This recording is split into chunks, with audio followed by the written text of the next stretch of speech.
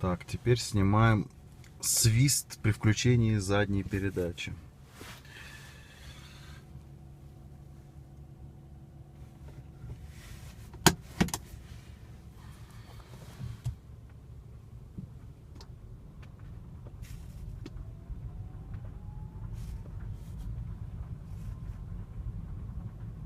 Не знаю, слышно ли на видео. Ну, в салоне отчетливо слышен дополнительный свист, помимо характерного гудения любой машины при движении назад. Повторяем.